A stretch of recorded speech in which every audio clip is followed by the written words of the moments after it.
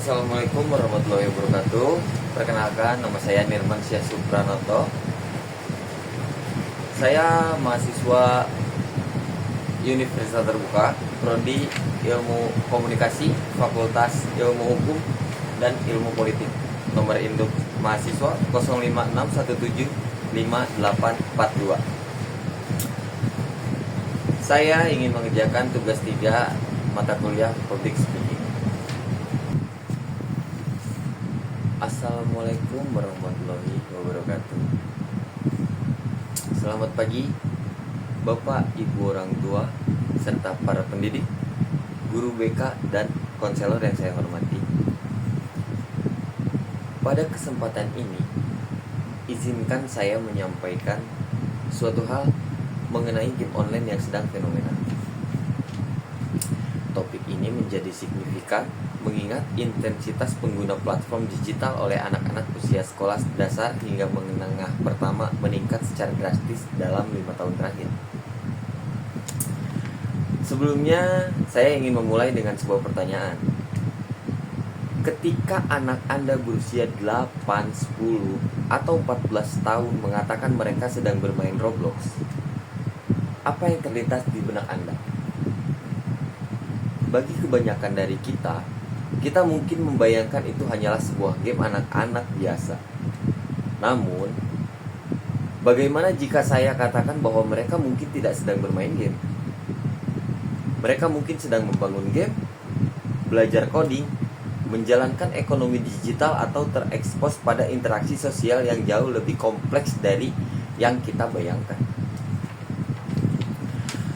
Hari ini kita akan mengupas tuntas fenomena game online Roblox dan implikasi terhadap generasi muda. Tujuan saya hari ini ada dua, yaitu mengedukasi kita semua tentang sifat dualistik Roblox. Ini bukan sekedar game, ini adalah User Generated Content Platform atau UGC.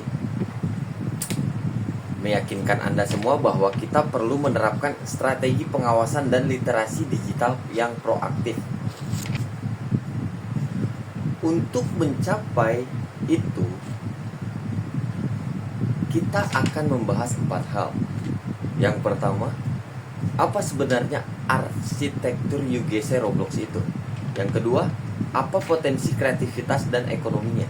Yang ketiga, apa 3 risiko utama yang mengintai anak-anak kita?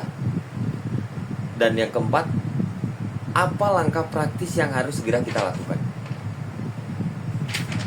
Mungkin yang pertama, kita harus paham bedanya Roblox dari game biasa. Jika game biasa adalah sebuah film yang sudah jadi, maka Roblox adalah studio film kosong. Roblox tidak membuat game. Roblox membuat alat agar penggunanya termasuk anak-anak kita bisa membuat game mereka sendiri. Inilah yang disebut arsitektur user generated content. Mengapa ini penting? Karena artinya konten yang diakses anak kita tidak hanya berasal dari perusahaan besar yang terkurasi, tapi dari jutaan pengguna anonim di seluruh dunia.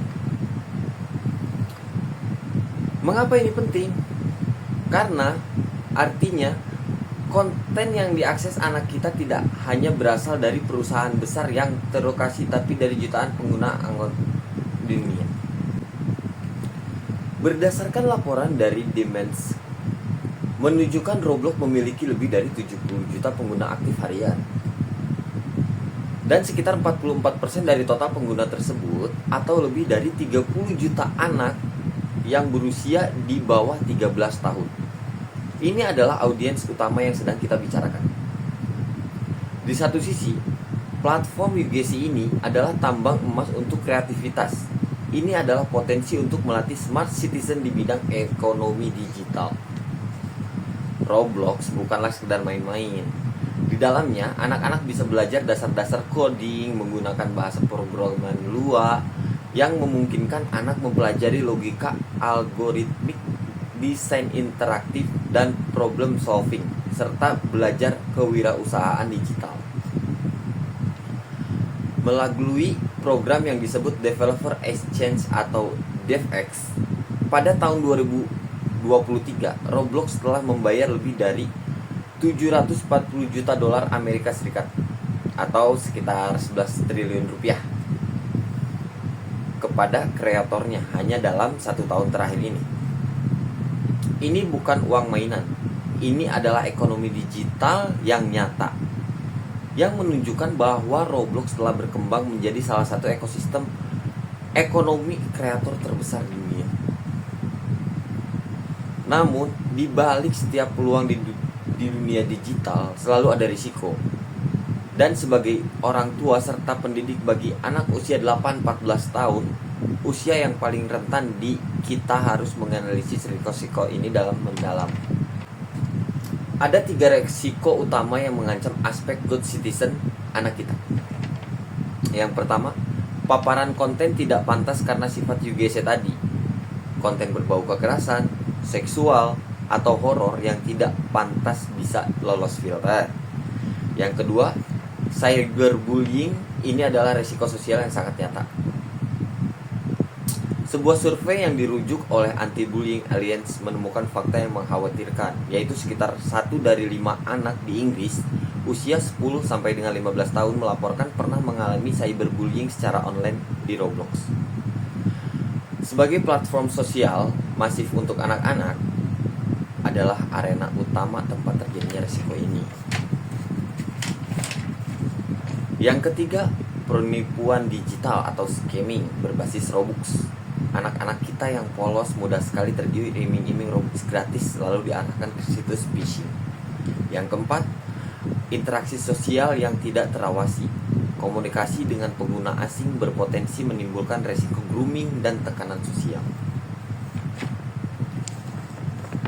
Bapak Ibu sekalian, setelah mengetahui potensi dan resikonya, kita tidak bisa hanya diam. Melarang total mungkin tidak efektif, tapi membiarkan total adalah sebuah kelalaian. Maka untuk mengoptimalkan manfaat sekaligus meminimalisir dampak negatif, beberapa langkah strategis dapat kita lakukan mungkin. Aktif dan pahami parental controls. Roblox memiliki pengaturan keamanan yang ketat. Aktifkan itu. Batasi siapa saja yang bisa mengobrol dengan anak-anak Anda. Batasi game apa aja yang bisa mereka mainkan berdasarkan rating usia. Jadikan mereka rekan bermain, bukan hanya pengawas. Luangkan waktu 15 menit, 20 menit mungkin. Duduk di samping anak Anda dan tanyakan, bolehkah ayah atau ibu lihat kamu lagi main apa? Atau kamu lagi bangun apa di Roblox? Tunjukkan ketertarikan Anda. Ini membangun kepercayaan sehingga mereka akan melapor jika menemukan hal aneh. Ajarkan literasi digital proaktif. Jangan hanya memberi aturan, jangan. Beri mereka bekal. Kenapa? Ajari mereka, jangan pernah memberikan passwordmu. Blokir dan laporkan siapapun yang membuatmu tidak nyaman. Dan jika ada yang menawarkan Robux gratis, itu pasti penipuan. Hadirin yang saya hormati, Roblox adalah sebuah dunia dengan 2 sisi mata uang. Dia adalah platform UGC yang bisa menjadi sarana melatih coding dan kewirausahaan, tapi juga sekaligus tempat yang penuh risiko paparan konten negatif, cyberbullying, dan penipuan. Tugas kita sebagai orang tua dan pendidik di era digital ini bukan untuk menjadi penjaga yang melarang, tapi menjadi pemandu yang mendampingi.